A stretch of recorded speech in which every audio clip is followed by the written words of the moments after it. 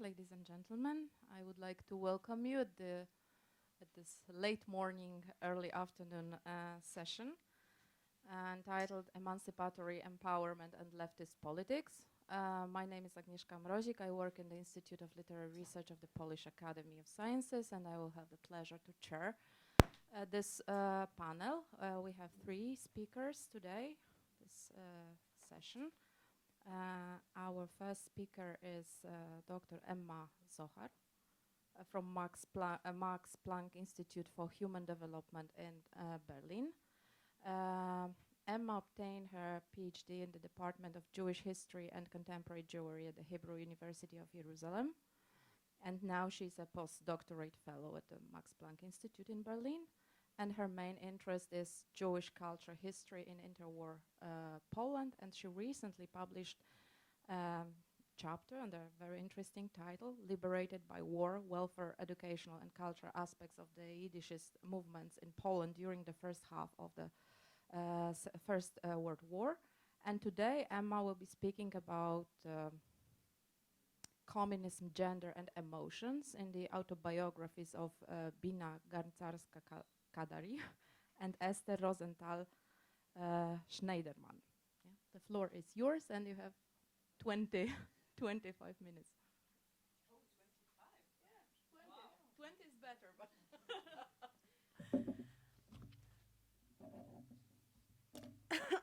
Okay, so first of all, thank you very much for inviting me. And well, I just, want to know that what I'm going to present now is just bits and pieces of a bit bigger project, and but still it's not my big project. So I will be more than happy to hear your comments, as it's some kind of work in progress. Okay, so Bina Garncarska-Kadari and Ester Rosenthal-Schneiderman, formerly Sarah Fuchs, published their autobiographies in Israel. Rosenthal-Schneiderman published her 3 volumes autobiography in 1970, and Garncarska-Kadari autobiography was published after her death in 2008. The life stories of these 2 women had a lot in common, but also some differences. The 2 were born in small rural settlements in Poland to religious family, Schneiderman in the beginning of the 20th century and Kadari towards the end of the First World War. Both spent interwar years as young political activists in big city, Kadari in Łódź and Schneiderman in Warsaw. Those urban spaces influenced the political and ideological transformation Schneiderman and Kadari underwent. Schneiderman started to work as a teacher at the Leftist school in Warsaw, and later was inspired by the communist movement and the new Soviet approach. And Kadari moved to Łódź, helped her to develop a left-wing political awareness, which soon led her to join the communist movement. In this paper, I chose to concentrate on the emotions that these 2 women expressed in their autobiographies. I focus only on emotions related to their political activities in the communist movement, even though we can find references to their feelings throughout the whole autobiography. By doing so, I aim to shed new light on the motivation of those 2 women to join and to be activists in the communist movement, despite the risks involved in such activity. Furthermore, focusing on the emotions and feelings that they chose to express can help us to gain better understanding on political affiliation in extreme conditions. The fact that both autobiographies were written by women allowed me to examine also the gender element when it comes to women's political activity, as well as feminine writing. So the first emotion that I would like to concentrate will be sense of hopeless.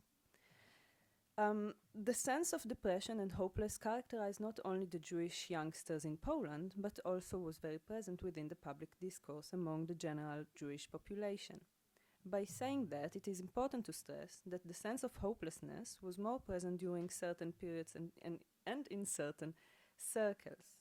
Both Kadari and Schneiderman claim anti-Semitism was the main cause for hopelessness among the Jewish community. Furthermore, Both express the link between hopeless to activism within radical leftist movement. Schneiderman concentrates on the dead-end situation that Jews felt in this time period. And I quote, "Difficult days began for the Jewish population, days of anxiety, fear from the anti-Semitic raging in soldiers' uniform." End of quote. She also articulates the disappointment that Jews felt while trying to integrate in the general public sphere. She chose to emphasize this desperate by focusing on several events that she was involved in or was witnessed while taking a ride on a tram in Warsaw just after the end of the First World War. Schneiderman stated that each and every tram ride became a real torture for every Jew. Kadari, on the other hand, chose to focus on the oppression of Jews by the so-called anti-Semitic Polish government in mid-30s. And I quote again, "In 1934, Poland quickly deteriorated into murderous anti-Semitism. The Jews, especially the Jewish youth, felt as in a civil and political trap." End of quote. Kadari continues by saying that the cure for the hopeless younger generation was to seek for a solid ideology to grasp. By saying that, Kadari declares that the depression led the communist utopic ideology to seem as a beam of light and a source of hope for dozens of Jewish youngsters. The second emotion that I would like to talk about will be love and sexual attraction. We cannot ignore the fact that both Kadari and Schneiderman were politically involved during their adolescence years that characterized with growing sexual awareness and intergender relationship. On those bases, we can spot several references regarding those issues. If we trace the references about love in those two autobiographies, we can pay attention to a huge difference between the two writers. While Schneiderman focused in her autobiography on collective emotions, Kadari chose to describe her very own experience. Schneiderman chose to focus while writing on love, intimacy and relationship on mixed marriage and mixed relationship between Poles and Jews. She mentioned that mixed marriages were rare in the general population, however commonly existed within the communist circles. She noted that most of those couples were Jewish women and non-Jewish men, mostly because non-Jewish women were not frequently involved in the communist movement. Schneiderman also noted that those Jewish ladies felt that marrying a non-Jewish political activist man is the ultimate way to fulfill the communist radical way of life.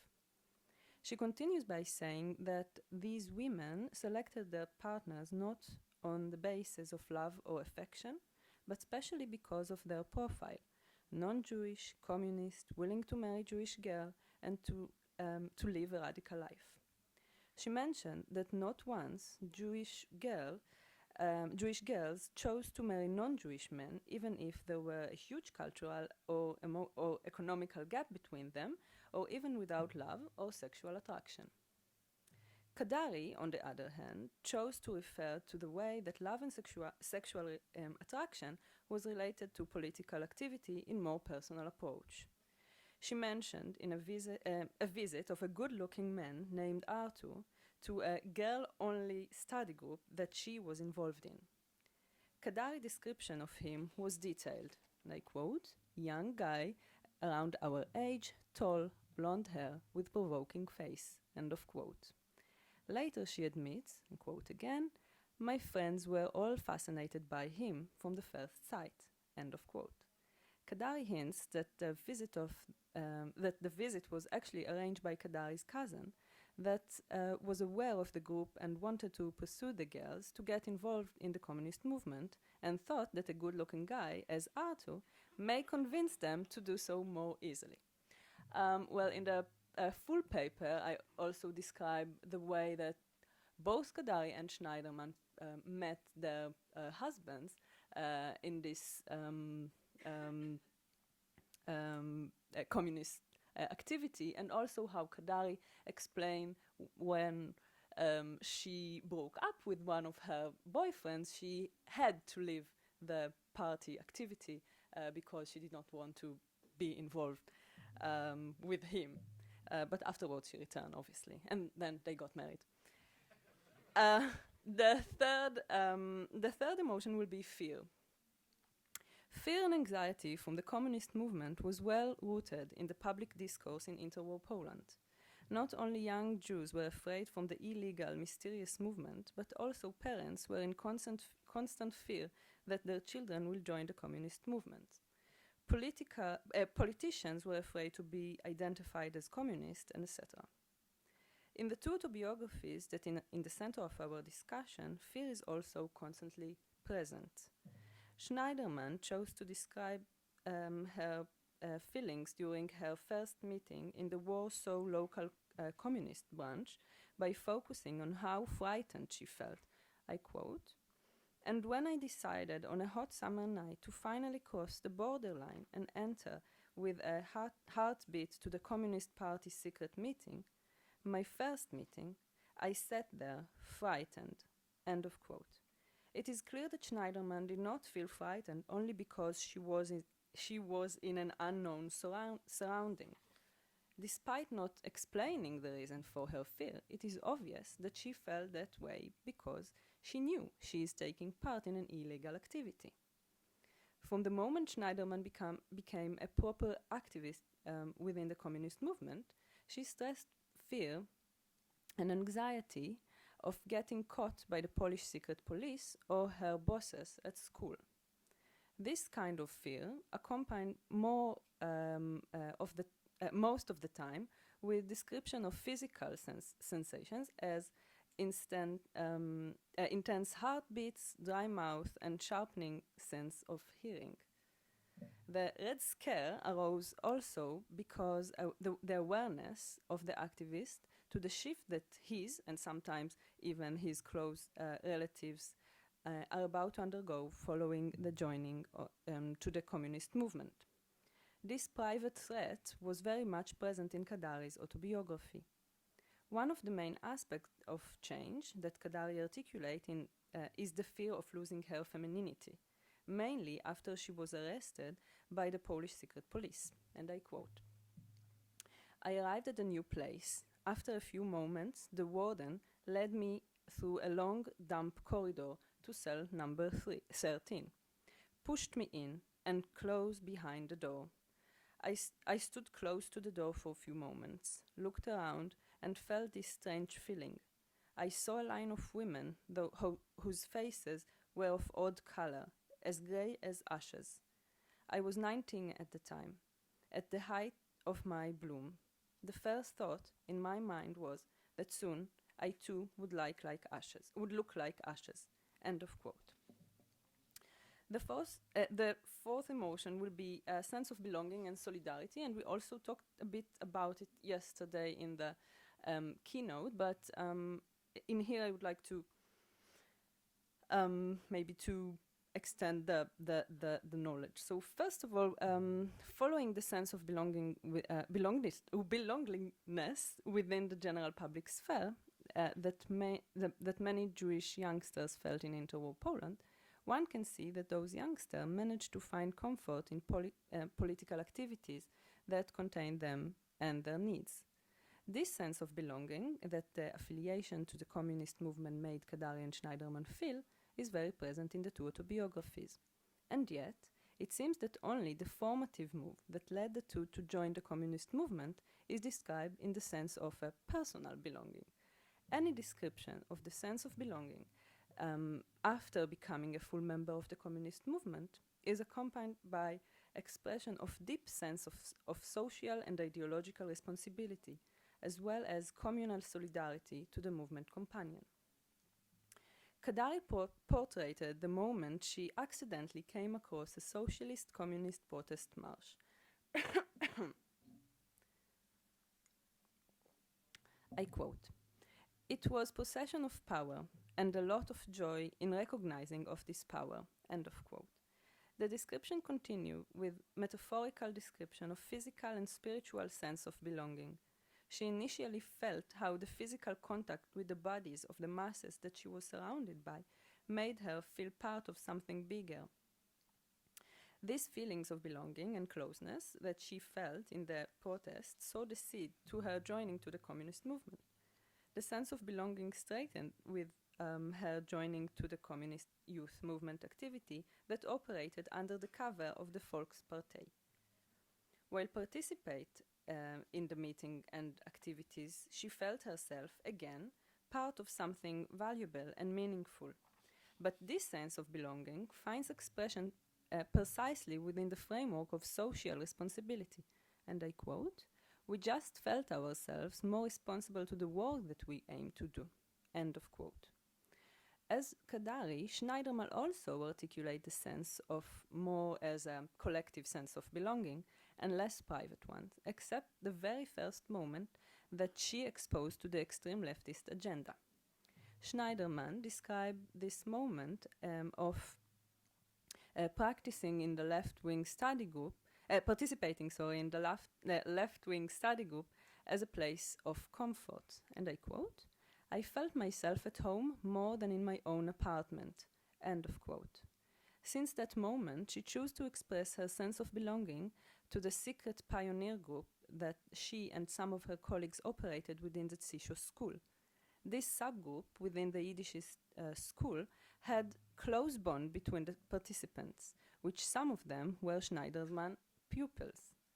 This closeness were increased with the parents, with the pressure that the group started to feel from the school management and the parents that opposed to the communist activity that this group led. Schneiderman stated that this group was considered as an internal school enemy. And the last emotion will be happiness and joy.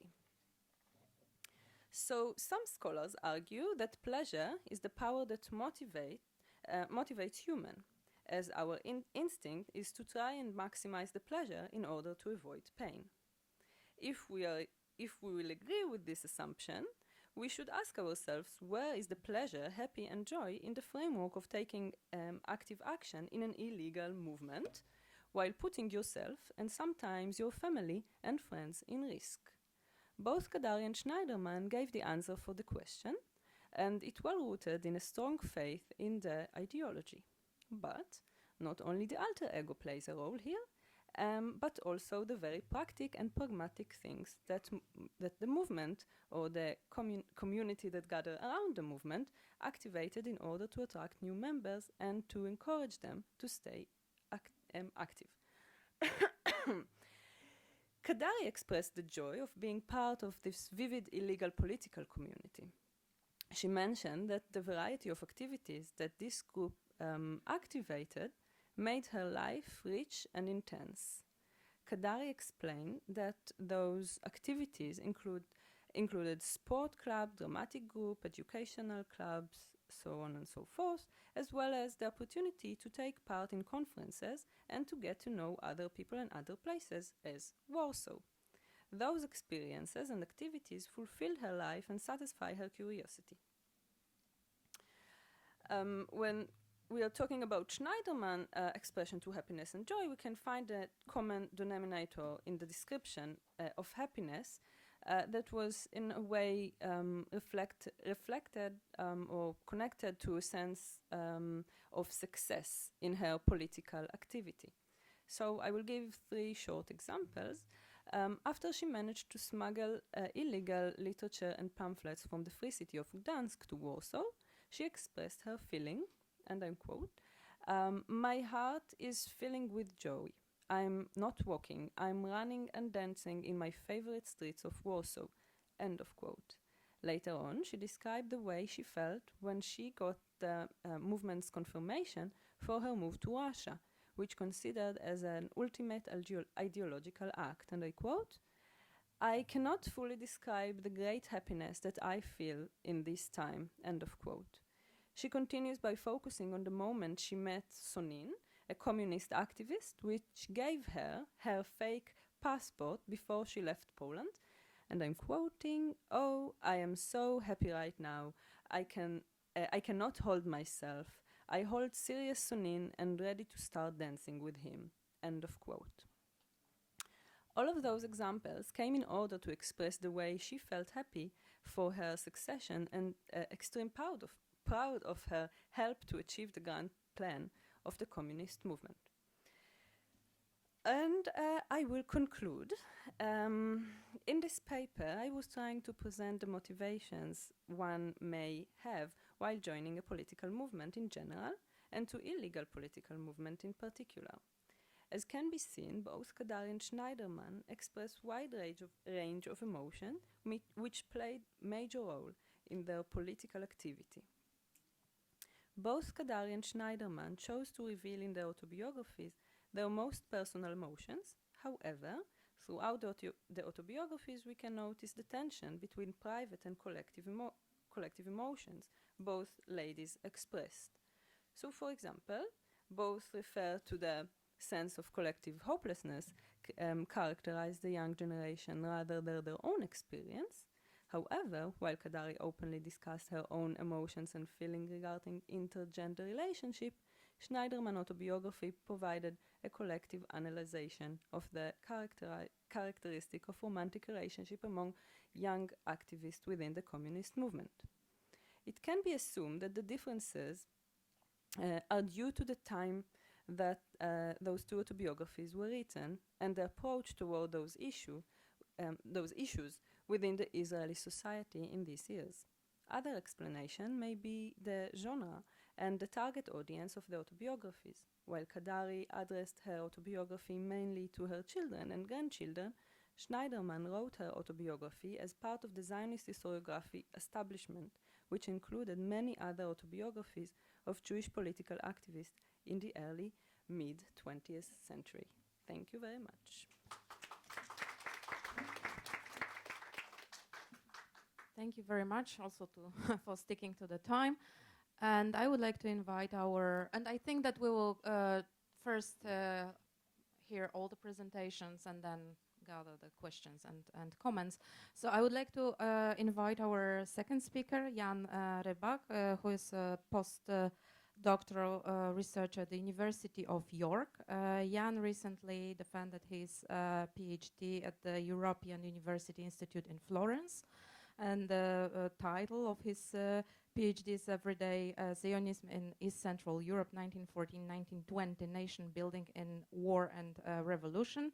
It was also interesting to hear that Jan was a research fellow here at POLIN, so he's like coming back, and also in the Jewish Institute, Historical Institute in Warsaw. Jan recently published an article, Universal Freedom and the Balfour Declaration, Watershed Moments for Radical Jewish Politics. Was it already published? Yeah? Yeah. I had in my papers that it's forthcoming. So now it's out, okay. And Jan will be talking about revolutionary woman's self-emancipation, Malke Schorr's childhood and youth in Lwów. Thank you very much. Thank you for the kind introduction, and thank you to POLIN for having me. It's a little bit of a homecoming, and I'm really happy to be here. I want to approach this autobiography of Malke Schorr, Jewish revolutionary from East Galicia and later in Vienna, which is a bit of a side project of mine, focusing on her own account of her childhood and youth in East Galicia, what brought her to question the society in which she lived and what brought her to the revolutionary movement. And I tried to approach that through this autobiography, which has not been published. It's lying in the archive of the Austrian Communist Party. And I try to let her speak a lot in this presentation. The earliest memory that Malke had of her life were the flames consuming her house, the village around it, all property and all communal relations. In June 1889, when Malke was 4 years old, her native Lipsko, which one paper then described as, quote, the poorest town in Galicia, disappeared in a giant fire, leaving the family desperately poor and eventually forced to leave for Lwów. In her memoirs, she recalled, quote, Then it was night. The neighbors screamed, the bells were ringing. My brother held me in his arms and ran up and down around our house. I clung to his neck and saw how the flames burst out of our roof. In the streets, people sat on their bedclothes and in the few household items they could save. The women cried and screamed out, "How can we feed our children tomorrow?" End quote. Malke Schorr opened her memoirs with this catastrophe of fire, of ruin, of destitution, hunger. Quote, "Our family lost everything. This is how our poverty began." End quote. It was before this background of destruction, destitution, that she developed to eventually become one of the leading activists of the Socialist Zionist Koalition movement in East Galicia before the outbreak of the First World War. And this is the process which I'm trying to approach in this paper. I'm trying to explore a number of key tropes and raise some questions for approaching these kind of biographies and narratives of young women in the revolutionary movement. The basis of this paper is a fragmented autobiography written by Malke Schorr in the late 1950s, which she was unable to finish as she had suffered a stroke. What remains are two versions of an account of her childhood and her youth, and a number of handwritten notes that are a bit confusing but that outline somewhat the structure for a planned future text that would be covered time until the 1920s. Schorr had been one of those many radicalized activists of the Austrian Koalition, the Habsburg and also the narrower Austrian Koalition, who under the impression of the 1917 Russian Revolution gradually abandoned the Zionist aspects of the party's program and approached the Communist International and its promises of universal revolutionary emancipation. Malke Schorr herself wrote in 1919 in the party paper, and I quote, "The revolution is no dream anymore, but an existing fact that needs to be reckoned with. But if the revolution has become a fact, and socialism is not a utopia anymore, what do we need Palestine for? We never wanted it because of our love for grandmother Rachel's grave, but because of our love for socialism." End quote. She eventually joined the Austrian Communist Party, was elected to the Central Committee in 1923, and led the Austrian section of the International Red Aid. She survived the war in Moscow and afterwards returned to Vienna, where she organized the party's press service and eventually passed away in 1961. This autobiography was probably or definitely written for party purposes. The Communist Party at the time was involved in a large-scale effort to collect memoirs of veteran party members as educational materials for younger members. There are numerous statements in the text that seem to be ideological concessions to the party line. However, the party refrained from publishing the text, possibly because it's unfinished, more likely because it failed to portray her engagement in the Communist Party itself, and it rather focuses on her own personal experience, growing up in a poor Hasidic family in East Galicia, the struggles that she faced individually with her family and her environment, her coming of age, and the escape from what she experienced as a repressive, misogynist, and exploitative environment to eventually become a revolutionary socialist. Malke was the youngest of 11 children of a Hasidic family, and after the fire, the family moved to Lwów, where her father found employment as a melamed in a Talmud Torah school. Her family was deeply religious and immersed in tradition, and she wrote, quote, "Certainly, the entire atmosphere of my parental home, as well as my grandmother's tales, had a determinant influence on my being and my thinking throughout my adolescence and caused me much suffering until I was able to free myself from the shackles of tradition." End quote. While much of this account reflects her later atheist stance, there is more ambiguity in the relation to her parents and to the culture and this way of life. Some of this is only revealed between sentences. Malke suffered from the fact that her parents initially would not allow her to attend school in Lwów, but she was instead forced to work from earliest childhood. And I quote, "Received woolen cloth from a textile factory, and at home had to sew the fringes to them. I was not allowed to attend school in the city since my parents believed that in a big city it would be too dangerous for me to go to school. I was always particularly sheltered." End quote. She experienced this shelter and this special protection that the family provided for the youngest child, which, and I quote, according to this Jewish tradition is loved very much and great hopes are vested in it, end quote. She experienced this love and protection as both pure, maybe naive, but protective love and something very positive in the end. At the same time, it were the shackles of tradition. About her mother, she wrote that she had been, quote, a very intelligent woman who soon realized that it was so different to her other children, but she could not come to understand it, end quote. The ambiguity is also evident in the question of education and work. She was deeply saddened and angry about not being allowed to go to school initially, but she also states that due to her own effort in winning the sympathies of a local teacher, she could eventually attend school, which also implies that her parents eventually allowed her to go to school. In later years, when she became active in the labor movement, and especially as part of an autobiography written in a Communist Party context, her experience of working from earliest childhood, being a true proletarian, so to say, became a matter of pride.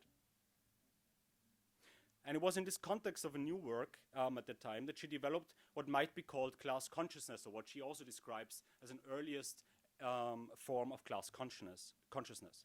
She was threading corals on strings for the rich local coral trader Rosenthal in his apartment. And this made her see a different world, and it raised new questions. And I quote, "When I came home late, I told with amazement of the magnificent rooms and the plush furniture of the Rosenthals, and I could not understand how it could be possible that at our home 12 people dwelled and slept in a kitchen and a dark back room. For the first time I thought about and questioned the terrible injustices in which people lived," end quote. After the death of her father, when she was 15, she learned to become a seamstress and played an increasingly important part in contributing to the family budget. Again, this had an ambivalent effect. On the one side, she had to end her education.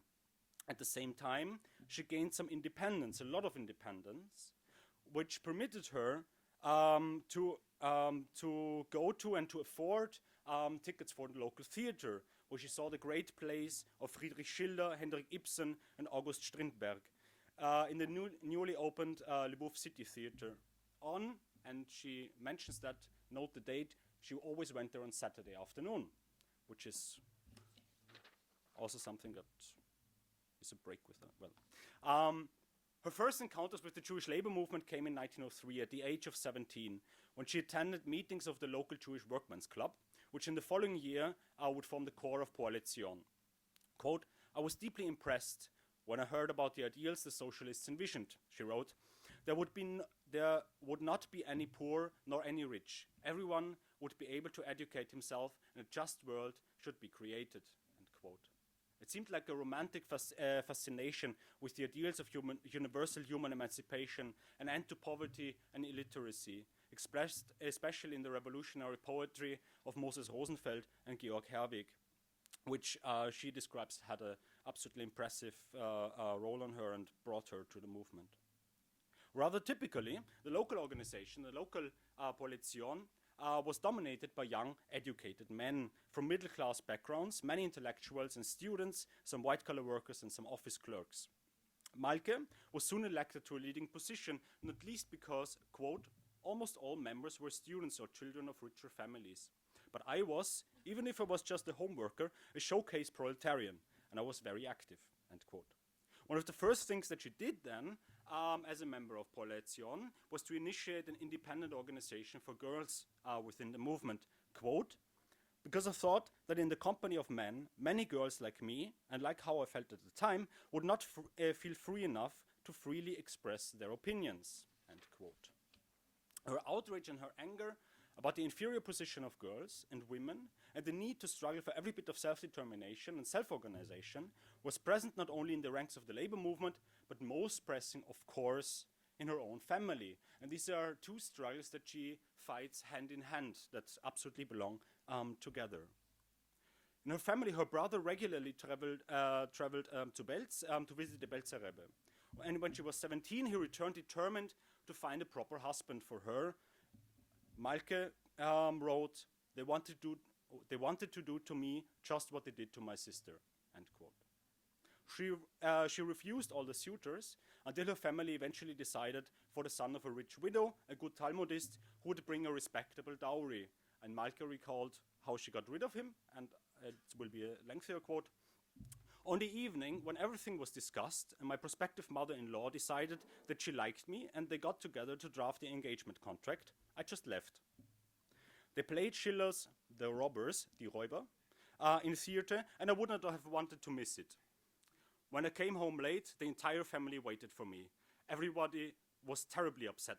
Where have you been? With these questions, they came upon me. I was with the robbers. I confidently explained. With which robbers? They imagined most dreadful things. With Schiller's robbers.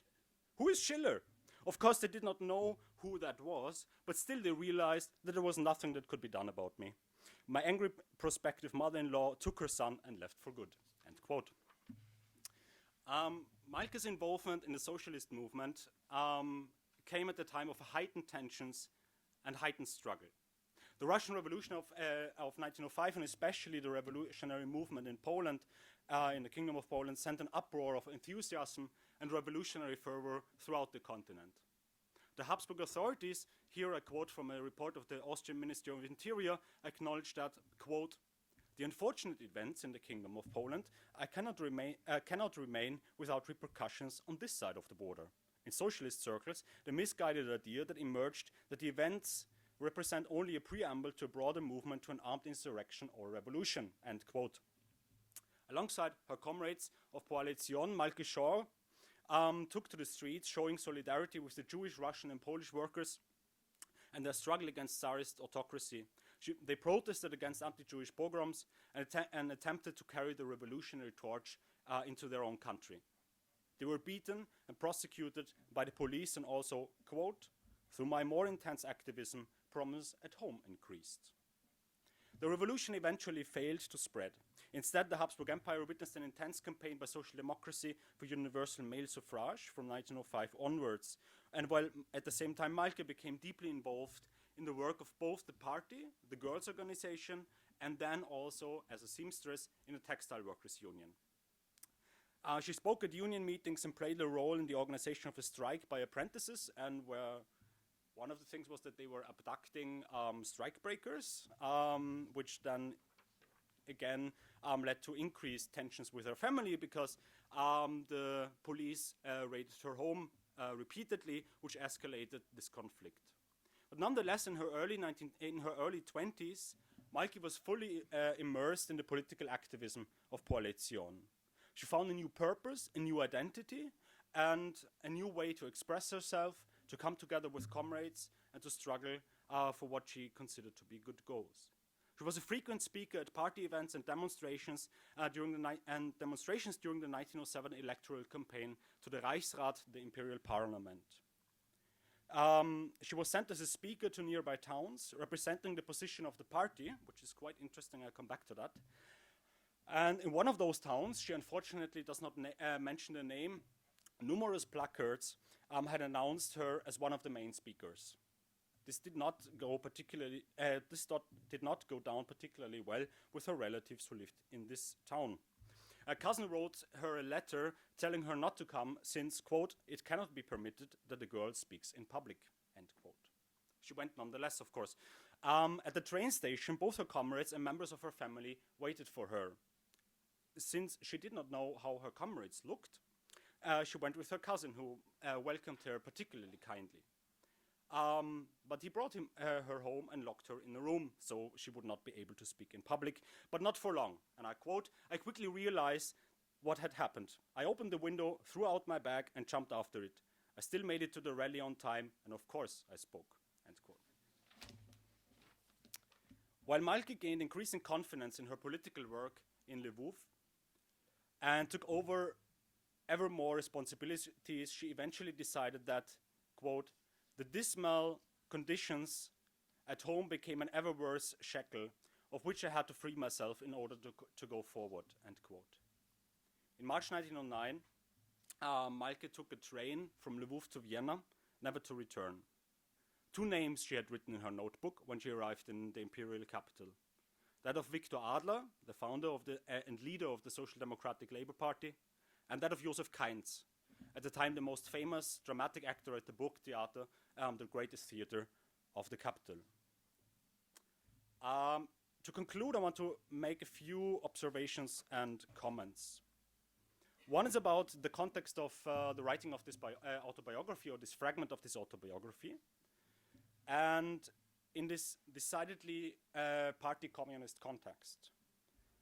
One aspect that's particularly interesting, I think, is what is left out, of course, and what is not being said. This is very notable here in the context of her party work for Koalition. She described this socialist Zionist program of the party that she joined in 2 sentences. It's actually an excellent summary, but the point is that she concludes it with a derogatory statement of, quote, "Only much later I discovered the true character of the Koalition," end quote. By all accounts, Malke was on the left of this party. And in this, the Koalition, which always oscillated between its socialist and its Zionist ideas, the problem of cooperation with the wider labor movement and the question with cooperation with bourgeois Zionists, she clearly favored, and there are documents on party congresses in that regard, she clearly favored cooperation with the wider social democracy, involvement in the general trade unions, rather than cooperate with fellow Zionists. However, when she was a traveling agitator during the 1907 elections, the position that she represented, or must have represented, on behalf of her party, was a call to vote for the Jewish National Party, and harsh attacks on especially the Jewish candidates of Polish social democracy in Galicia, which were attacked for their alleged assimilation. With the autobiography being written in a decidedly communist context, then, what is left out as a strategic decision, and it speaks to the problem of memoirs as a source, of course, but also of individual strategies of narrative construction. But eventually we have to ask, or I have to ask, what an individual autobiographical account can tell us more about the wider questions we're dealing with here at this conference, the engagement in the radical left. I want to concentrate on 2 aspects here. The first is the almost oddly individualized story, as Malke Schorr tells it, which strongly differs from other autobiographies written for the same party purpose, for the Austrian Communist Party. For someone so deeply rooted in the spirit of collective action as a party and as a class, it seems curious that her autobiography is one of the individual struggle and accomplishment. It was her intelligence that convinced the teacher to educate her. Her wits that allowed it to escape attempts, her parents' attempts to marry her off. She individually appropriated modern culture. It was her individual determination, her talent, that allowed her to rise to a prominent position in the movement. There are only 2 sentences written in the entire autobiography, written in first-person plural. One concerns her family, fleeing destruction and poverty in Lipsko, and the other, we, are her and her comrades being beaten by the police. So to say, in the suffering, there's a lot of collective, and there's a we in the suffering, but what about the struggle for emancipation? Seems to be very much individualized. And again, this is very much in contrast to many of the other biographies in this wider collection. As Malke was fighting eventually a struggle for her own individual self-emancipation, which led her to the labor movement, which could only be achieved in the labor movement. I think this corresponds very much to what Emma was saying before, what Emma presented before, but also this the approach of emotion, history of emotions, presented yesterday by Karen Auerbach in the keynote lecture. This points to the second aspect, this necessity, of course, of situating age and gender at the center of analysis. Also, the performance of gender not only of women but also of men, as if only women would do that. But especially also in this context, young women struggle for their self-emancipation. As other scholars have observed, for many young Jewish women, the revolutionary labor movement was a way to liberate themselves from the repressive environment of their home. It allowed for a break with what Malke Schorr called the shackles of tradition.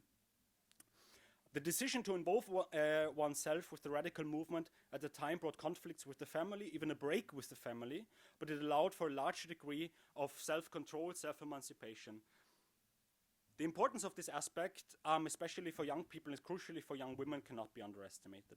This radical form of self-emancipation required the search for a new family in some ways, with which many would stand through everything until the very end. Schorr wrote with a lot of kindness and a lot of affection and love about her comrades, both individually and as a collective, the we that is being beaten by the police.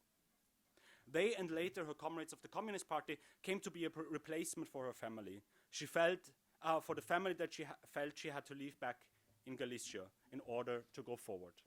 Thank you.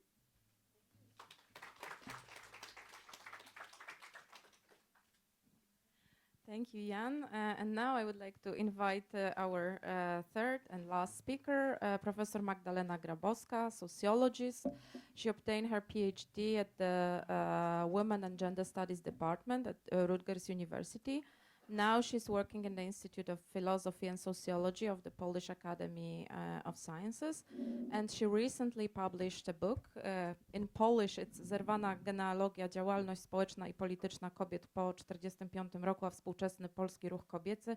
So it's something like broken genealogy, social and political activism of women after 1945 and contemporary Polish women's movement. And Magda will be talking today about Edwarda Orłowska, activist, politician, and feminist, with a quotation mark at the end. Thank you, Agnieszka. Can you hear me?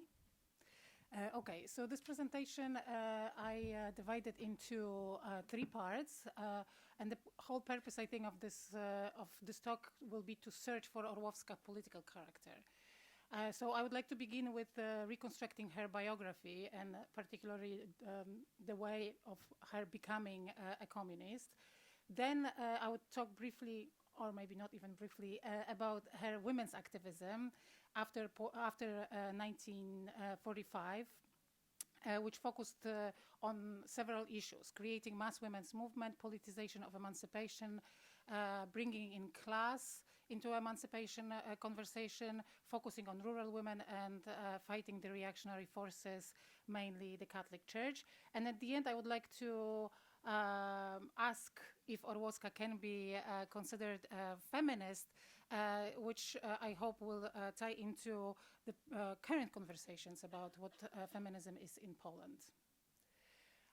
In terms of my sources, I'm relying here on a number of sources. First, documents of women's departments of communist parties in Poland from 1946 to 1952. Then Orłowska's essay published in Kobieta, which was a magazine published between 1947 and 1949. Jewish Historical Institute archives, her files are under Szymon Datner's legacy files. And then lastly, I will also be referring to the interview with Helena Datner, daughter of Edwarda Orłowska, which she gave on May 26, 2019, which was titled "She Loved People and Fought for Their Happiness." So reconstructing Orłowska's biography, I would like to recount some of the major dates and major events in her life of why or how she became a communist. She was born in 1906 in Warsaw. Her father was a bookkeeper. Later on, he owned a stationery shop. In 1914, the family was evacuated to Smolensk, then returned to Białystok and stayed in Białystok due to the mother's illness. In 1923, Orłowska was expelled from the school for membership in Communist Youth Association. She was a member since 1922, following her older brother. She worked as a private teacher because she was unable to find other work due to her communist engagements. That's her own account, and was kind of forced to work at that early age because of her father's illness. Since 1926, she is a member of the Communist Party of West Belarus. Since 1929, Communist Party of Poland. Works, among other cities, in Pinsk, Brześć, Vilnius, and Grodno. In 1933, she's arrested and sentenced to 5 years in prison. After jail in 1939 to 41, she's an instructor at the regional branch of Textile Worker Association in Białystok. And here you can see where this data is coming from. There is in Orłowska's files in Jewish Historical Institutes, there is a number of questionnaires that she filled for the Communist Party, but also a number of her autobiographical accounts of her road to communism. One of them, in particular, is a handwritten account of how she became a communist from a more personal point of view.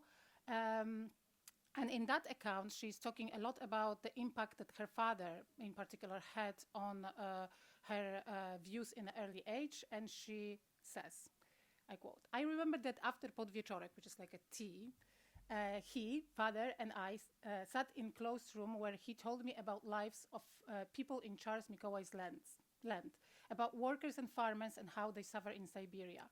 When I was 6, he asked me not to mention it to anybody. At the age of 6, all of it made me feel inspired. With all my heart, I hated Char, who oppressed poor workers. But there was also a sense of guilt. Our material situation got better, but I was preoccupied with the fear that now the workers will not welcome me in their family. They will not forgive me that my family has food while their children suffer from cold and hunger." In 1917, at the age of 11, the home of Edwarda Orłowska was joyed with the news about the revolution. At home, we were unbelievably happy. Czar Mikołaj is gone. But in 1920, when she was 14, her brother died, and I quote, "My brother, as an active youth activist, went to Białystok and died on his way to Minsk. The news about his death made my father really sick. He died in 1926. I became the sole breadwinner of the family." So we both have the emotional factor, but also the necessity, kind of, to become a working woman. What is interesting, also within that pre-war period, we can see the traces of the way in which Orłowska was already engaged in organizing women, and that happening particularly when she was in jail. And one of the women who was in jail with her gave an account of her experience with Orłowska. She said, "Comrade Orłowska was brought to jail in March 1934. Since she came to jail, Orłowska was active as a party and educational organizer. Comrade Orłowska had a rich knowledge about Marxism and Leninism and the revolutionary practice.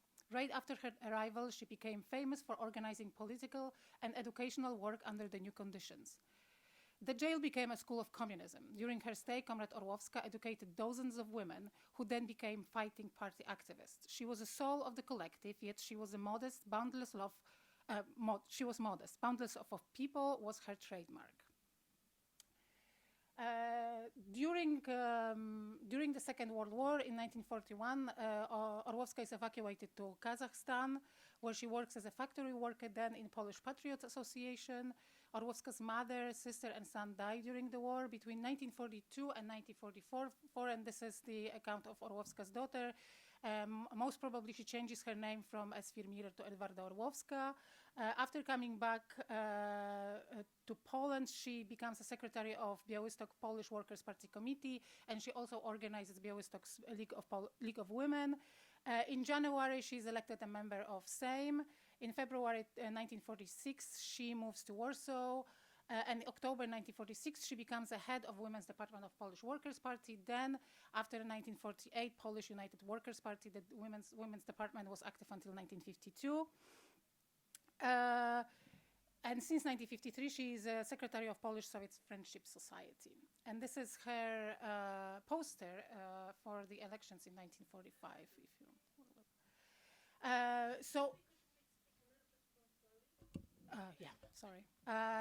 And now moving on to her post-war period.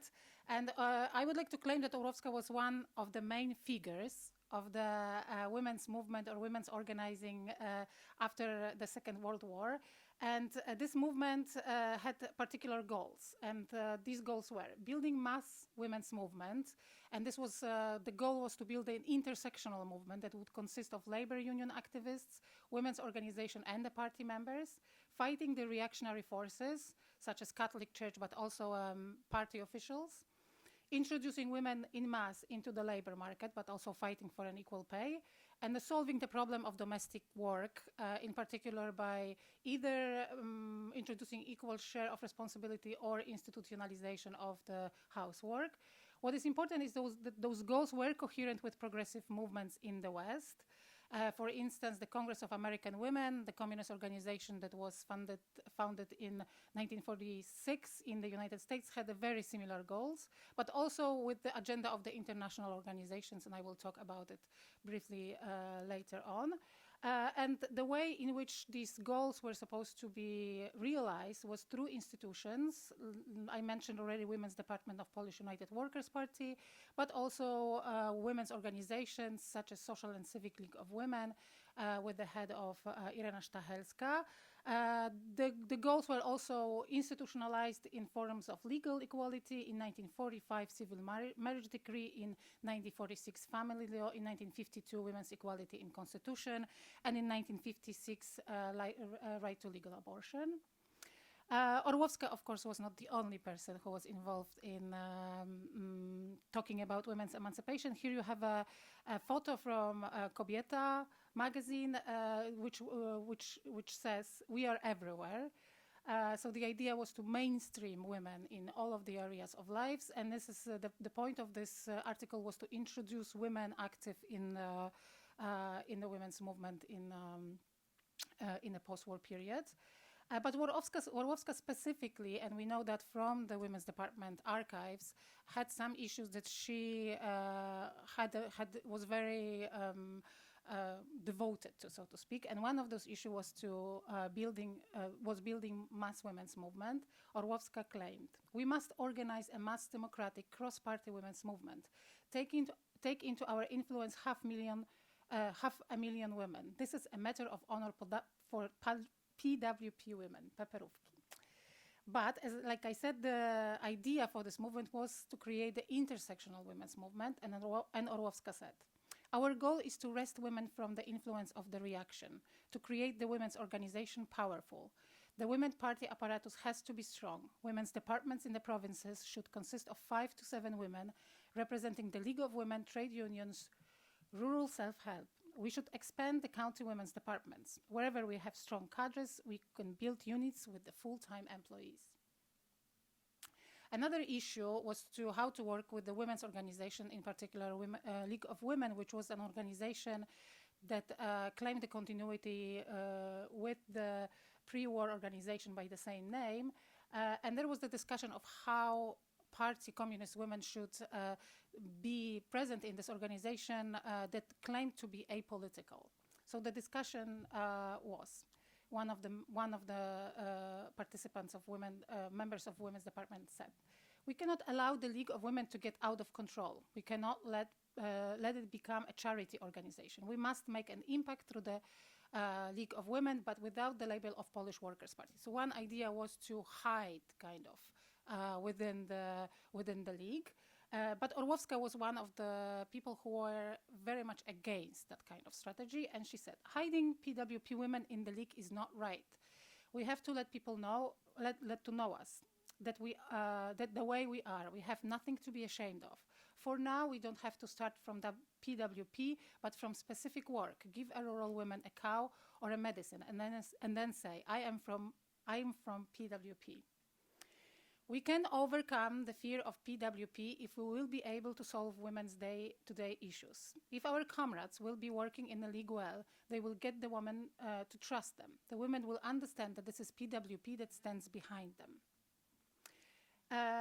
She was also expressing her ideas of how the emancipation should happen in the women's press, and particularly in Kobieta magazine. And I'm just going to talk about the two issues. First, the bringing women into the leadership position, but also fighting discrimination. And in one of the articles that she wrote, where a woman is a director, she was giving an interview with Zofia Szydłowska, director of the wool factory in Łódź. And Orłowska says, "We would want everything to be best here. We want everybody to know what a woman can do." So she was very hopeful about what can happen. But she also was very much aware of discrimination that women experience in this particular context. And she was quoting her interviewee with saying, "You have no idea how many fights I fought and how I fight every day, how much additional energy I spend to prove that even though I am a woman, I can work no worse than a man." Orłowska was also a person who brought the class into the women's movement post-1945, and in the Kobieta magazine she was having a column in which she was writing those political pieces, in which one of them she claimed, "Fashion, child, church and kitchen are not the main interests of women. Enough giving lead to 4 women, mayor and directors' wives. These ladies do not work themselves. They most often do not understand the working person. They are empty inside. They should first learn from us." a very important part of the struggle for emancipation or for attracting women into the idea of emancipation post 1945 was working with rural women, and women's department has a very low success when it came to engaging rural women, and there were a number of strategies and discussions about what to do to make rural women attracted to what was going on, and Orłowska was claiming. The low number of rural women members in the party is worrisome. There are not many farmers members in Poznańskie and in Rzeszowskie. Situation is catastrophic. But we also observe that our comrades are ready to go to the countryside. The field is interesting. It is hard to gain countrymen's trust, but once conquered, he will be faithful. And basically the idea was, on one hand, to offer women a social advance. And one of the members of the department said, as a part of social advance, women are becoming head of villages and municipalities. But the other more important work was in the sphere of symbols. And the members of the women's department argued that they have to provide women with some kind of a cultural proposition in order to fight what it was considered the biggest enemy in the rural areas, which was the Catholic Church. Maybe I'll go to the Catholic Church right now. And officially, because that was the line after the war, the Communist Party did not fight the Catholic Church. This was also, that issue was also discussed within the women's department, with some of the women opting for hiding the fact that they are anti-Catholic Church, and Orłowska again being against that strategy and claiming that the women's department has to be honest about its position on the church. I'm going to read you some quotes. The church works quietly but effectively. 4 women from Iława County refuse to pick up their party's IDs because they do not want to be part of the party that fights religion. The reaction is spreading rumors that PWP is fighting the religion. We must say that we do not fight the religion. Comrade Wdowik went with women to church. They were enthusiastic about it and cheered. And another woman. From my practice, I know that there are activists who can give a talk about the proper relations between religion and society while their daughters are being in church at the same time. And Orłowska was claiming that, yes, the women and religious women should be researched and kind of invited to the movement, but the leadership position should stay within the hands of the Communist Party members. And she said, about the religious women, one of our comrades says that we can have non-party member as a League of Women's leader. I don't know if that's right. If we only have one spot, should it be a religious woman? Another space of reaction that women experienced when implementing the emancipation post-1945 was the Communist Party itself. And from a very early on, there was a resistance, particularly in the regional branches, and this was also a topic of discussions within the women's department, with Orłowska claiming. Regional committees do not appreciate women's work. In Lubelskie province, the county secretary, Comrade Tomaszewski, forced the women's instructor to replace his stenopist, who was on holiday 4 months. We have to organize meetings with the comrades' wives without the husband's knowledge. Let them get involved. Get their families and friends involved. And later on. We shall overcome the resistance in the local branches, lack of trust for women's work, even if we have to ask Central Committee for an intervention. This, like I mentioned at the beginning, the goals and what the women's department was doing was coherent with what was happening internationally. And here, the important institution is the Women's International Democratic Federation, founded in 1945 in Moscow. Social and Civic League of Women and Congress of American Women that I mentioned were the member organizations of that organization that had a mission of anti-fascism, international peace, child welfare, and status of women. And this is Orłowska traveling with Izolda Kowalska from League of Women and Eugenia Pragierowa to the Congress of WIDF in Budapest in 1948. Orłowska is the one on the left. Like I mentioned, women's department was closed in 1949 under the premise that it moved, that should not focus enough on the masses of women.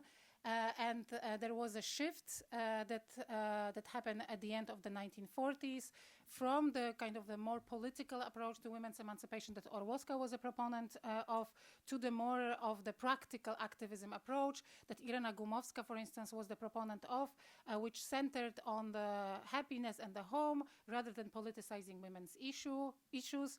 Helena Dattner also suggests that the marginalization of Orłowska in the late 1940s was caused by anti-Semitism that she experienced, that was already present in the party at the end of the 1940s.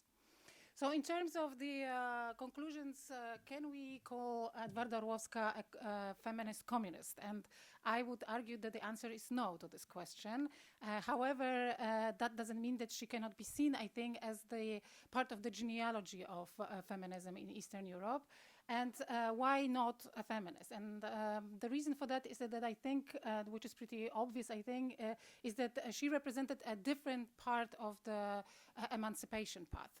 So when we talk about the emancipation paths in East and West, broadly speaking, we can talk about, I think, two paths of emancipation. In the East, socialist or communist emancipation, which rests on collectivism, making private reproductive work public, bringing women as a part of the labor force, but seeing state as a main recipient and institutional mechanism for implementing emancipation, while in the West, the proper feminism or liberal feminism rests on individualism, maintaining private-public divide, getting political rights for women, but also seeing social sphere, the civil society, as a sphere in which the fight for women's rights is happening. So there is a big difference here, but that doesn't mean that those two paths are not intersecting, and there is a lot of research done now that is showing that that the second wave of feminism in the United States, for instance, is actually rooted in the so-called progressive, read communist women's movement of the late 1940s. But why, even though we cannot call Orłowska a feminist, she is an important figure for feminism in Eastern Europe. First, I think that she and this is something that I claim in my book that Agnieszka mentioned. First, I think she exemplifies the continuity between the pre-war communist and post-war, post-war, and then post-1989 emancipation, and specifically because when we look at what they were discussing in 1945, these are the same issues that are being discussed right now. So creating mass women's movement, fighting the reactionary forces, and bringing the class in. And this is something that after 1989 was kind of forgotten within the women's movement, and bringing the communists in, I think might bring that question back again. Second of all, she goes against, her biography, I think, goes against routinized narratives about communist emancipation. These are big narratives that are present in the region, the narratives of lack and anti-communism, but also, I think, disillusionment. So she goes against, her biography, I think, goes against that kind of idea that it was just a kind of a phase or some kind of ideology that she later on abandoned. Finally, I would like to claim that she instantiate the strategies that go beyond the dominant frame of Polish identity as based on nationalism and Catholicism. And due to her personality, I think Orłowska exemplifies the figure in the Polish genealogy of Polish feminism that can actually break through the dominant frames. And especially because she was a communist and she was Jewish, I think this is the way of kind of reclaiming a different path that would go against what we know in the region, which is the feminism that is based either on neoliberalism or nationalism. Thank you.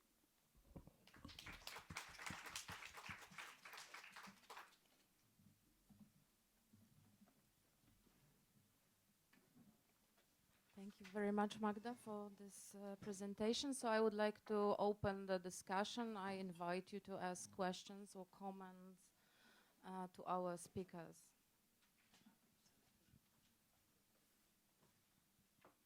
And let's gather several questions and the speakers will answer. Well, thank you all for presenting really outstanding figures, which I think maybe being a woman and having to overcome much more obstacles, so the figures that came to leadership or even activity, they were really, I think, more impressive than many of the men in these circles. My question is for Jan. It was really fascinating how Malke show was depicting the leadership circles of Polet Zion as a bourgeois and herself as a proletarian showcase. So you said that she didn't write about her communist period, but I don't know, I have a guess that maybe also there she was a proletarian showcase in the leadership that came probably mainly from intelligentsia circles. So if you can speculate about that, how did she conceive herself as a proletarian showcase also in the communist leadership, or and maybe even as a woman showcase?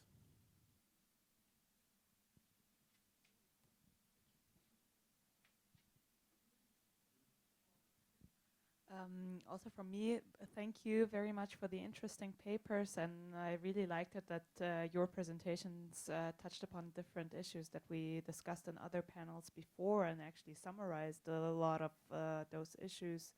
For example, the question that we had about very radical ideology but very conservative culture and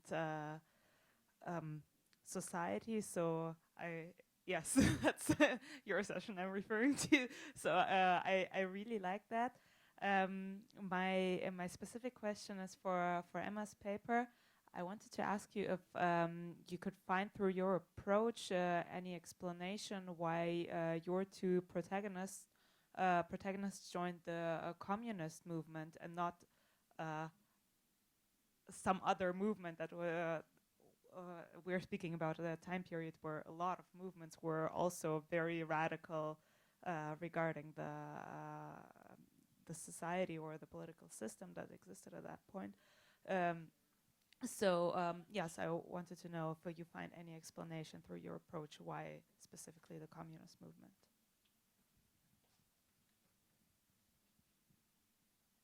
Thank you all for your extremely interesting presentations, and I have two questions for Emma. First, could you elaborate a little bit, because you were referring to emotions a lot, and I guess you are using history of emotions in your work, so could you tell a little bit more about your theoretical framework, because I guess this is something that never makes to conference papers. And the second question I have for you regards Bina Garncarska-Kadari specifically, because except for writing this extremely, as it turns, autobiography, she was a wonderful historian, and I wanted to ask how things that you've mentioned and her radical engagement in her youth resonated, in your opinion, in what she wrote later. And to Magdalena Grabowska, I wanted to ask you to elaborate maybe a little bit about this question of whether Orłowska was or wasn't a feminist, or maybe she just broadens our definition of liberal feminism and maybe inspires us to, I don't know, coin a new term like a socialist feminism. I don't know. Thank you. Maybe let's answer the first three questions, and we have plenty of time. So I don't know who would like to start. Emma? Okay, so first of all, thank you very much for the questions. Well, first of all, as I said, it's some kind of brutal shorten for a bit bigger paper. And well, the whole life story of those two women are much more complicated than the 2.5 sentences that I just described. But as we can see, and we also, I think that yesterday when we talked about Dina Blond, and we can see it a lot in the well, I guess it's not only the women process of being a political activist, but it's also in a sense it's also characterized men. Some kind of radicalism process. So both Bina and Ester started as activists in socialist Zionist movement, and then came across this radicalism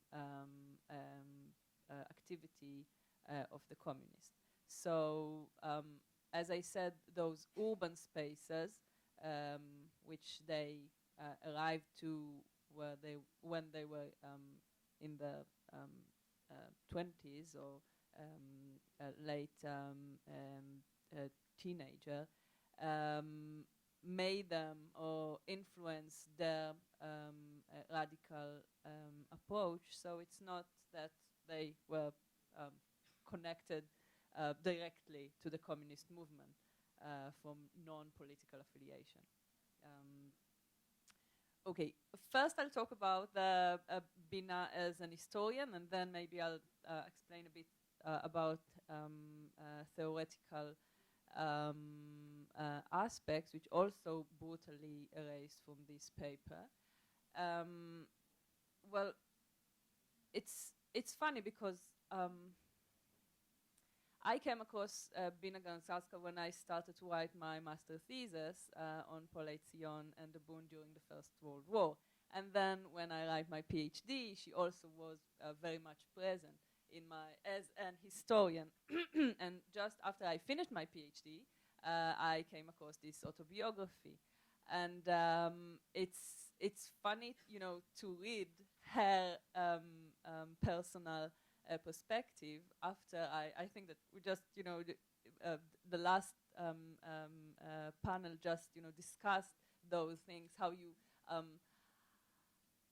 you see those scholars as, you know, in a distant kind of way, and when you're exposed to those very personal insights, is in a way kind of change the way that you see the academic research. So, and Bina, in a way, expressed the way she felt as an historian while writing something so personal, which connected to her academic interest. So she said very, you know, clearly, the 20th century is my century, is my private story. And she, as a scholar, well, is a researcher, is a scholar of the 20th century. So in a way, it's kind of this dual approach, which kind of strikes me the most, and this is why I started to write about it. I know that you did not ask about Ester Rosenthal-Schneiderman, but she, well, when Bina is much more, let's say, forgive herself by writing on emotions and private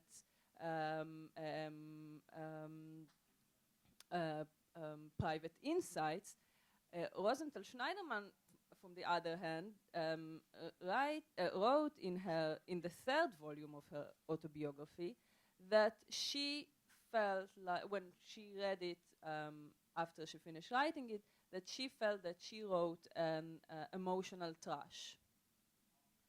And that she thought that maybe it's not even worth to publish.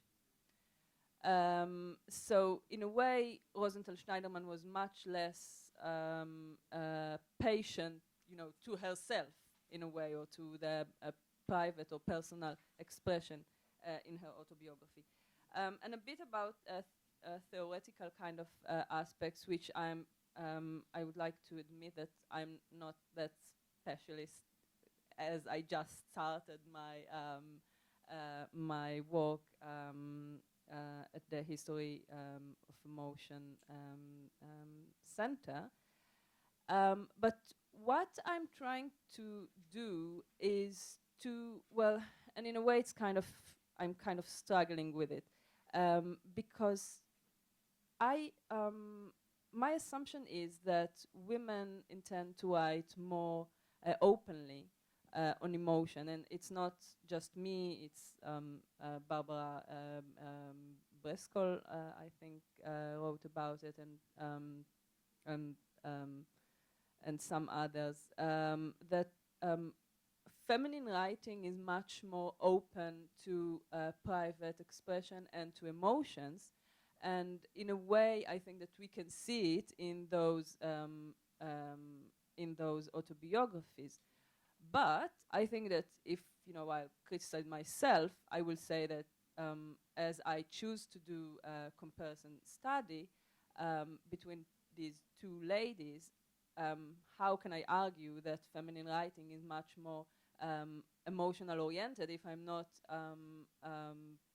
putting, compare it to male writing or to communist autobiography that's written by male. And well, in a way, it's also this kind of struggle that I'm fighting between I have a fight between myself and the documents, but yeah. Yeah, thank you for the question. Up to basically 1917 or so, most of the coalition parties or local organizations are organized like this. I mean, they're young, predominantly young men from bourgeois backgrounds or middle class backgrounds, white-collar workers, university students, and so on. And it's only later that they make a breakthrough and actually are able to reach broader layers of the Jewish working class. This is one aspect that is carried on, or much of the really radical left, especially in the Habsburg Empire, comes from this also declassified bourgeois and so on. Also, this is also mirrored in the Austrian Communist Party, which is basically, I don't want to overstate that, but it's basically a mixture of declassified intellectuals and lumpenproletariat, and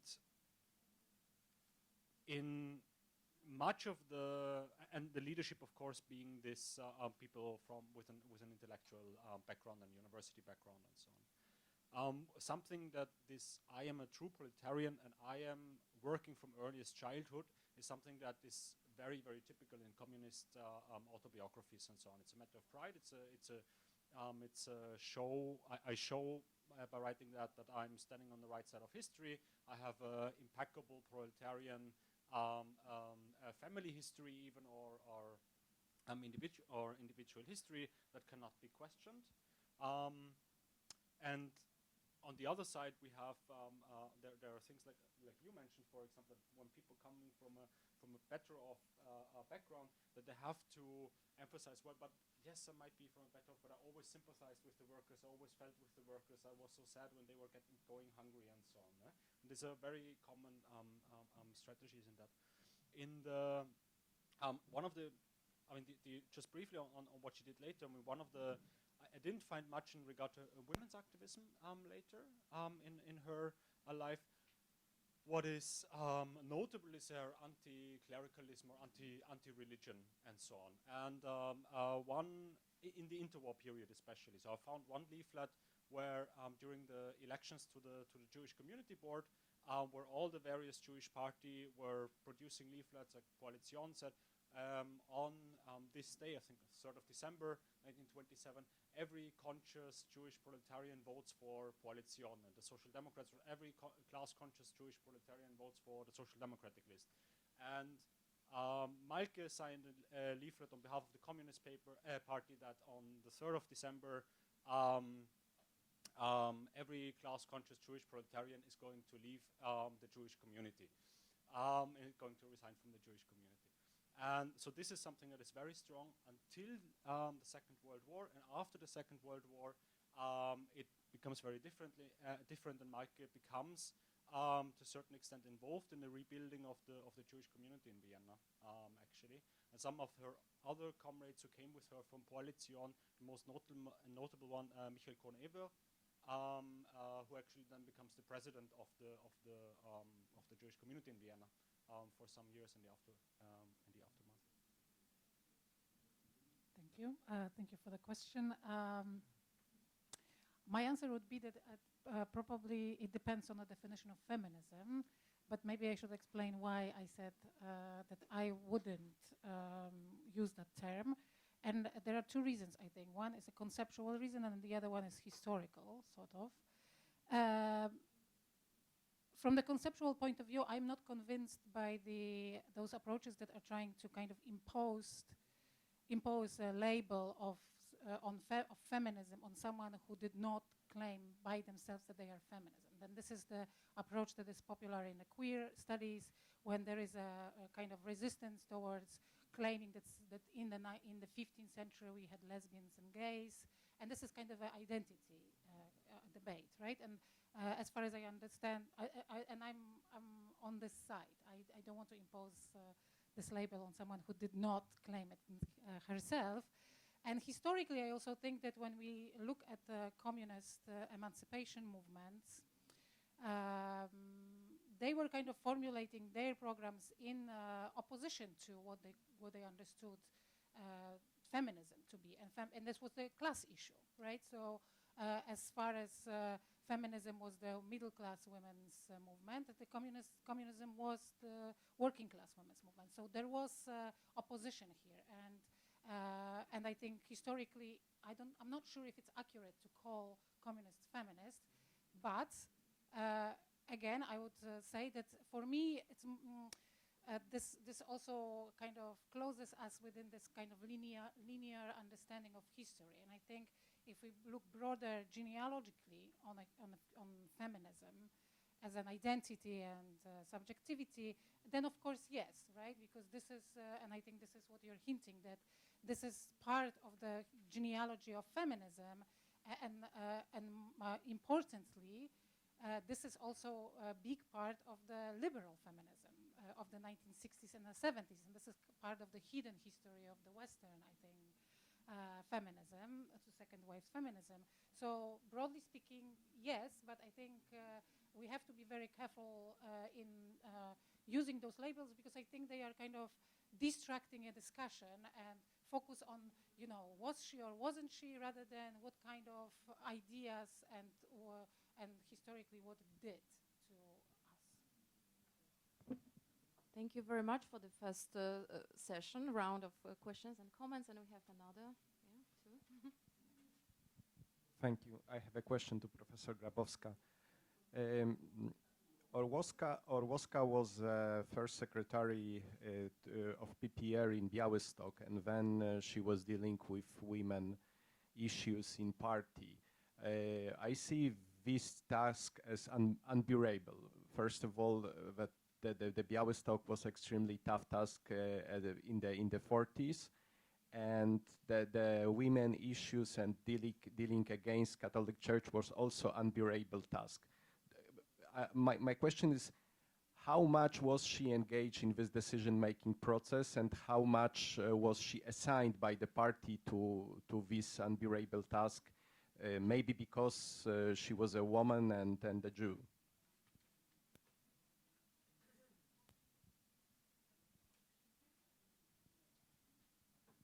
I've got a question for Emma Zohar and Jan Rybak. I was struck by the difference to approach autobiographies. And Emma, you started from the point of view of emotional history, and this also connects your paper to yesterday's keynote. And already yesterday I wondered how much is the history of emotions distanced to the approach of the critique of autobiography, because it was much more profiled in Jan's paper to see the constructionist aspect of autobiography. And in your paper I had the impression that it's more about reconstructing real emotions. So I would just like to know how you look at the constructionist character of these autobiographies. And to you, Jan, so where's your position? You rather say it's not so much about emotions or about real things that have happened, but it's more about how these women wanted us or their contemporaries to see their deeds in history. If I may have also questions, I will just give you a floor, but the two questions inspired me because I have also in my notes, I mean, I would like to ask Emma first, is there any difference in the way these authors frame particularly the women's activism in the communist movement? Because the first one was published in 1970 and the other one is published in 2008, so it's almost 40 years. But it's also the target, you mentioned it, it's a more private in the second one, and the first one is more, let's say, public, political. So I would like to ask this about how they, is the time and also the convention of writing, does it matter in this, and how in this case? And also the other question is, do these authors pay any attention, or they mention it somehow, the patriarchalism in the party circles? Do they refer to the, I don't know, they wouldn't call it probably that way, sexism or something like this, discrimination? Or is there anything in this autobiographies? And to Jan, I have a question about the, let's say, are there any traces? Did you find any traces of, let's say, communist feminist or socialist feminist genealogy in this memoir? I mean, any traces, any references to Alexandra Kollontai, Clara Zetkin, Rosa Luxemburg, I mean, in terms of referring to the women's issue, let's say. And to Magda, I also had I also noted the question about Orłowska. Was she before the war and after the dissolution of the women's department anyhow involved in the women's issues, or was it only this period, late 40s, early 50s? And I'm asking about this because you didn't mention it, but I know that you know it. She published the memoirs in 1973, and as far as I remember, in Polish, I mean, Orłowska published in Pamiętam jak dziś, as I remember, something like this, the translation. And I don't remember anything about the women's, her involvement in women's issue before the war, and she cuts the memoir in the 1945, so she doesn't refer to the period you described. And this question or this remark inspired me to the further thinking about the materials or the sources we are using as researchers to our work.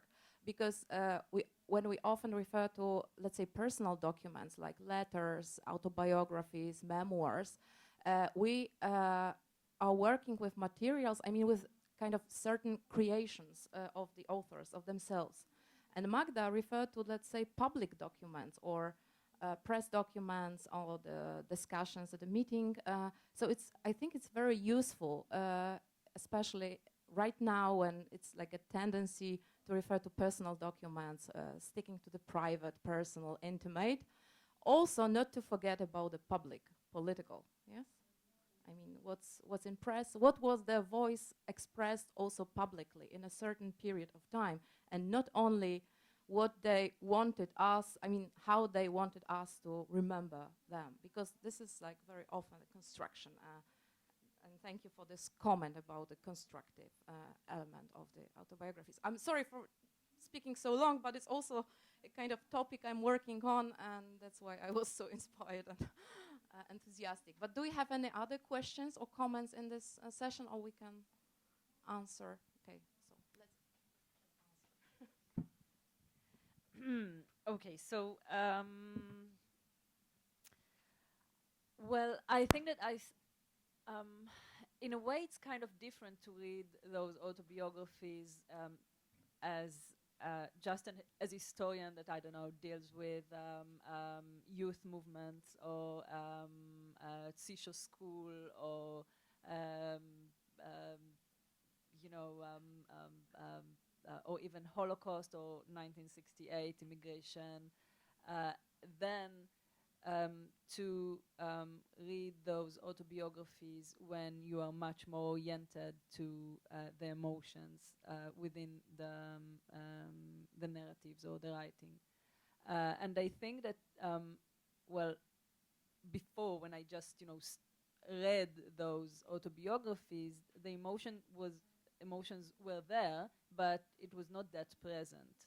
But when I decided to write about those emotions and I read it all over again, I realized that that it's so present that it's some kind, change the whole perspective of the narrative. And the process of writing this paper was kind of weird for me.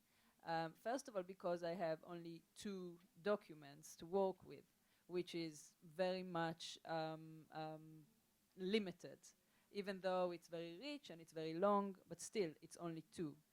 And what I tried to do is, first of all, to highlight all the emotions and then to look for a common denominator between them and to see what kind of emotions they expressed. So for me, it was the first time to work with those questions and those elements, and it's completely different from any other thing that I've ever done. So, and maybe if I can be a bit rude, maybe it's because I'm myself a woman, and as Simone de Beauvoir said, we are gramophonic. We like to talk about what we've done, what we've thought, what so maybe it also my character or who I am kind of reflect the way I read the materials.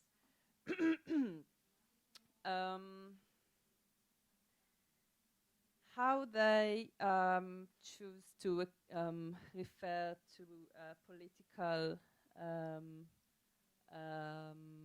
affiliation. Well, I think it's Garncarska that said that the communist ideology or the communist way of life was her a new religion.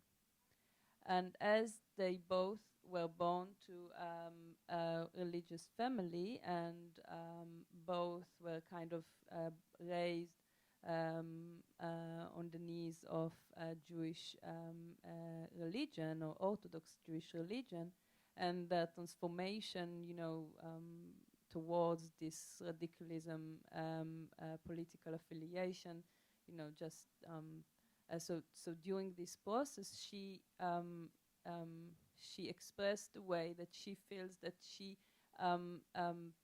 changed her religion into another religion. And in a way, and it's also very interesting to see how what was the connection between her, between both of them and the siblings and their parents in this framework of acting in a political circles. And about the, well, I think that in a way, well, first of all, you are right. There is a huge difference while you're writing to your grandchildren and your children in the beginning of the 2000s, when you know that this is the last years of your life and you're, just in a romantic gaze on your past, and you also the genre is much more open to then when Rosenthal wrote her autobiography in the beginning of the 70s. She was very much oriented to be part of this political, Israeli or Jewish political activists that published their very, let's say, dry autobiographies. And she was much more, she tried very much to express the way she was part of the group, with no difference between her and her male colleagues. But you can spot it much more easily in Schneiderman's, Kadari's autobiography, obviously, mainly when she expressed the relationship between her and her male siblings and father. Yeah, so. Thank you very much. I think, so in regard to the emotions, or do I approach it as the emotions or more as the critique of the source itself? I think the interesting thing for me is for this particular sources, or for all sources actually in general, I mean, the author makes a decision of what to put in and what not, and she decided of putting in these let's say, call them emotional, personal stories about her upbringing and so on. I actually have some pages of the autobiography here, and the interesting thing is she starts the first two sentences of this autobiography for the party with my first contact with the labor movement and with socialist ideas I had when I was 17. At this time I joined assemblies and literary evenings and so on, full stop. And then she starts with the story about the fire and about her family and so on. So it almost feels like she wanted to write, or she was about to write, the same party history that everybody else was writing in this project. So basically looking at the party history through an individual's history, and proving oneself to be a loyal, impeccable proletarian revolutionary and communist. And then she makes a decision after two sentences of telling this very personal story about her individual struggles, about the shackles of tradition, as she calls it, the relation with her family, and so on. And I think this strategic decision is fascinating. That tells us about both on the one side, like the setting of this autobiography in this party communist context, and at the same time also I think it's a possibility to approach her emotions and her experiences in this period that brought her to the labor movement and made her the person she would become, because she decided that this is what people should know about her. The other, in regard to your question, she doesn't really mention any of the big. I also don't. I don't think that at the time Rosa Luxemburg was considered as she is today as a feminist icon. I think this is a misrepresentation of scholarship about Rosa Luxemburg in the past decades. This is not what she was known for. She would be. Yeah, more. Zetkin definitely in this context more, but no, she doesn't mention them. She also, as I said, the autobiography ends basically at the point when she goes to Vienna. But it's generally it's an individualized story, which with references to big names, but big names that she, so to say, appropriated. So Ibsen and Schiller and so on. Also something very typical to say, even though I come from this very poor background, I mastered the heights of bourgeois culture, high culture, and so on. In regard to socialist leaders and socialist feminist leaders, that's in this part, in this text, it's not the case. Thank you. So first the question about the decision making. Right? I don't know if I understood correctly the question, but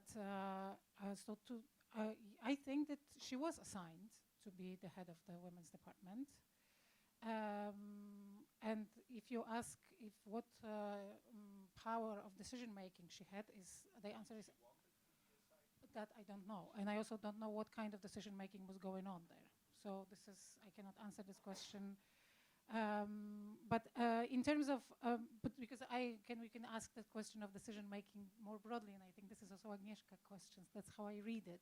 It's the question of the kind of authenticity, kind of or like agency of.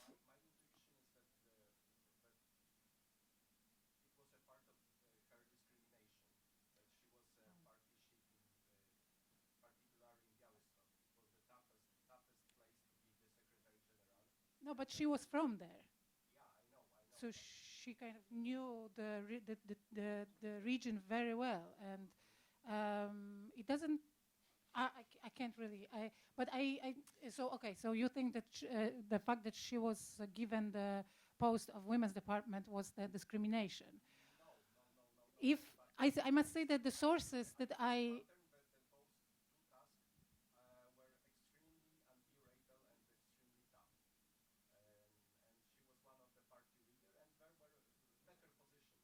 So with Białystok, yeah.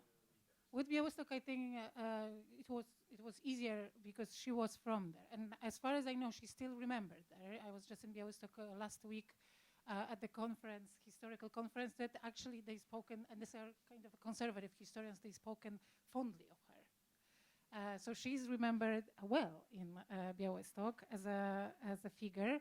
But I think the question about the decision-making, so judging from the documents of the archives of the women's department, it didn't seem like she was not into women's issues. So, and that's the only source that I can refer to, answering both your questions. Was she really into it or not? I don't know. I really don't know. And I think one of the problems is that we don't know a lot about her, and from that period before and the period after. I can tell you that in the Jewish Historical Institute, I found some of the documents evidencing that she was still in touch with some people from League of Women. She was invited to meetings, and she was kind of given the account of what is going on. And also there is one letter from a woman that she met somewhere, and the woman refers to her as a former head of the women's movement in Poland. So I guess she kind of functioned that way even later on in her life in the 60s. And it's true that as far as I know, also she didn't publish much on that or at all after 1950s. That is a question, of course, why. But I think because I hear these questions, both of those questions, the questions about the authenticity and kind of like autonomy, or maybe this is because I'm preoccupied with these questions, and questions of power. So I'm trying to read it from a different point of view. And for instance, when someone asks, okay, well, there was a women's department, but did they do anything? And can you prove that they translated to some legal documents? And not really. But if you think about it broadly, they created a line of speaking about women's issues, right? If you look at the documents, if you look at the speeches that they drafted, and if you look at the press, there was a specific way of speaking of these issues that differ very much, I think, from what was later on. So I would say that there was some kind of power there, right? And about the autonomy, I also think that, and women's issues, I think, I don't know if this is what you're saying, but I agree that this was a different, I see it as a different kind of way of thinking about women's issues. That they are, I think now we are looking for feminist figures, kind of trying to find the, feminist leaders. Like the Rosa Luxemburg is a good example of that. And I also think that this is a misunderstanding of their work. And I think that maybe sometimes we should just take a step down and think about what they did and take it for what it is, like trying not to name it something else. And this is also an issue about understanding what the communist emancipation is, and so on and so on. the fact that they are not talking about it, that doesn't necessarily to me means that they didn't fight for it. No, but I definitely agree with you. My point was rather that very often, while examining these issues or the biographies of these women, we, and I mean broadly we, scholars, researchers, sociologists, literary scholars, we very often refer to personal documents. We would like to, I don't know, reveal some truth about these characters, spoken or expressed by themselves. And we are very often forgetting about their own voice expressed in the other way. I mean, in the public sphere, through their articles published in the press, through the speeches they gave, or something like this. Like this personal is everything, and the public or political expressed in a certain period of time is forgotten, erased, not important. Yes, so I'm rather not asking, but rather, asking all of us to refer to as many documents or sources as many we can to, you know, to express some opinions on these figures. Do we have any other? Oh yeah, maybe the last one.